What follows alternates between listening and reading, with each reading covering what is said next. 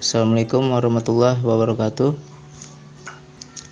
Ada seorang sahabat kita yang bertanya, ya mungkin ini juga sangat banyak menjadi pertanyaan teman-teman yang lain, yaitu tentang rahasia Allah. Jadi ada sahabat kita, Pak Firman Supirman, bertanya, Assalamualaikum Bang Andi, saya mau tanya Bang, yang mana sebenarnya rahasia Allah yang ada pada diri manusia? Saya selalu mendengar orang bilang rahasia, tetapi saya nggak tahu yang mana.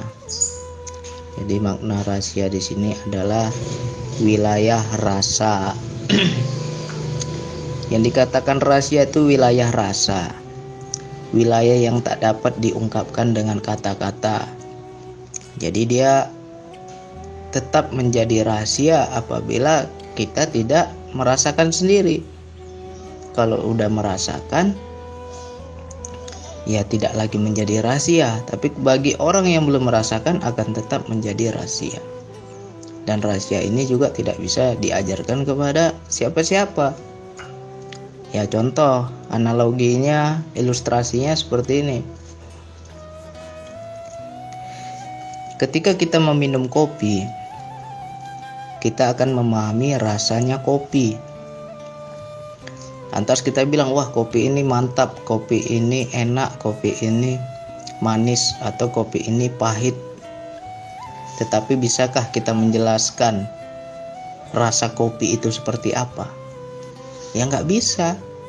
Kecuali orang itu minum sendiri, barulah dia tahu rahasianya seperti apa. Dan apakah dia bisa lagi setelah dia udah minum dia bisa menjelaskan kepada orang lain? Ya nggak bisa juga. Jadi kalau kita bilang kopi ini manis, kopi ini pahit. Nah pahit sama manis, pahit dan manis itu bisa nggak dijelaskan seperti apa? Ya nggak bisa dijelaskan, makanya tetap menjadi rahasia. Begitu juga Allah pada diri kita. Allah itu yang mana? Ya apabila kita sudah sadar Allah itu yang mana? Yang seperti apa? Ya nggak bisa diungkapkan. Kecuali kita sudah benar-benar merasakan sendiri sadar Allah itu seperti apa.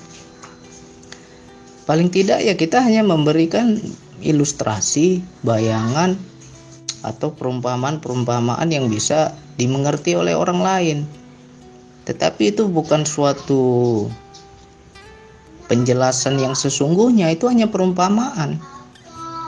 Penjelasan yang sesungguhnya itu ya akan dimengerti kalau kita itu udah rasa sendiri. Makanya wilayah rasa yang gak bisa dijelaskan. Yang namanya rahasia ya tetap menjadi rahasia. Kalau ada orang menjelaskan itu hanya perumpamaan, belum yang sesungguhnya. Sama seperti kopi tuh. Kita minum kopi, kita bilang kopi ini manis. Nah manis itu seperti apa? Ya manis gak bisa kita jelaskan. Kecuali orang itu sudah rasa, barulah dia tahu rasa manis itu seperti apa. Nah begitu juga antara diri kita dan Allah.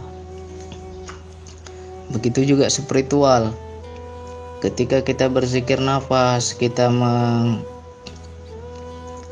menjalani sebuah perjalanan spiritual yang gak bisa dijelaskan, tetap menjadi rahasia. Kecuali orang itu benar-benar menjalani apa yang udah kita jalankan, baru nanti akan paham. Makanya kalau orang bertanya, Bang ini bagaimana, Bang itu bagaimana, ya saya gak bisa jelaskan. Minum dulu kopinya baru tahu. Minum dulu kopinya baru paham. Ya seperti di zikir nafas, level tertinggi itu adalah kefanaan diri. Fana itu yang mana Bang? Fana itu seperti apa Bang? Sangat banyak orang bertanya. Ya saya juga nggak bisa jelaskan, karena itu wilayah rasa. Akan tetap menjadi rahasia. Kecuali orang itu yang bertanya itu betul-betul mau menyelami, betul-betul mau menjalani. Ini jalan saya dalam menuju kefanaan. Ini jalannya ini. Kamu ikuti terus jalannya. Kalau kamu ikuti, kamu sungguh-sungguh, kamu istiqomah, kamu akan paham itu fana seperti apa. Nah, kalau orang itu sungguh-sungguh, pasti dia paham nanti. Dan ketika dia sudah paham, apakah dia bisa menjelaskan kepada orang lain? Ya nggak bisa. Itulah yang dikatakan rahasia. Nggak bisa kita jelaskan. Nah, jadi ini semoga dapat dipahami. Yang saya kasih ini juga masih rahasia, bukan yang sesungguhnya. Ini hanya perumpamaan. Semoga bisa istilahnya itu ya, pelajaran hikmah itu seperti itu. Kan Allah bilang berilah pelajaran dengan hikmah. Jadi berilah pelajaran dengan perumpamaan agar mudah dimengerti. Jadi kalau kita hanya selalu bertanya ini maknanya apa, itu maknanya apa, sampai kapanpun gak akan paham. Kecuali kita langsung bertanya kepada orang itu, saya ingin tahu yang namanya fana itu seperti apa, tolong ajarkan saya atau tunjukkan saya jalannya. Nah, ketika diberi jalannya ya udah ikuti. Nah, inilah yang dibilang rahasia itu seperti itu. Gak ada orang yang bisa menjelaskan, karena itu wilayah rasa. Yang namanya wilayah rasa ya akan kita pahami ketika kita sudah merasakan sendiri. Begitu juga penyaksian, menyaksikan Allah. Allah yang disaksikan itu seperti apa ya? Kalau belum menyaksikan ya nggak akan paham. Kalau ditanya emangnya ketika kita menyaksikan Allah itu Allah seperti apa? Wujudnya bagaimana? Bentuknya bagaimana? Ya nggak bisa ngomong. Karena ini wilayah rahasia. Ketika kita menjelaskan Allah itu begini, Allah itu begitu, ya itu namanya kebohongan. Suatu kebohongan. Kalau ada orang bisa menjelaskan tentang Allah, Allah begini, Allah begitu, itu kebohongan. Yang namanya zat Allah itu nggak bisa dijelaskan, tetapi bisa dirasakan. Nah, jadi yang dikatakan sadar Allah itu sama dengan merasakan. Menyadari Allah yang dekat, merasakan Allah yang dekat, ya sama aja. Hanya bisa disadari, hanya bisa dirasakan. Tapi apakah bisa dijelaskan? Ya nggak bisa dijelaskan. Nah, jadi itu semoga bisa dipahami.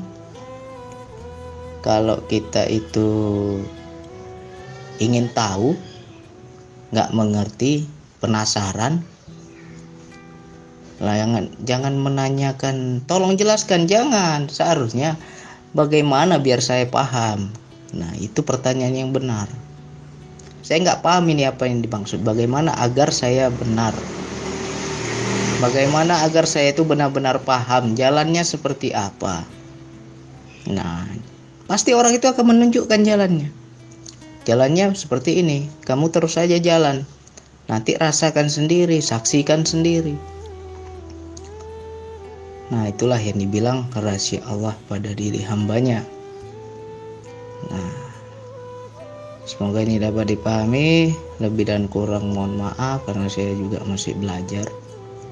Ya, jadi saya berbagi sebatas apa yang saya ketahui. Lebih dan kurangnya mohon maaf. Wassalamualaikum warahmatullahi wabarakatuh.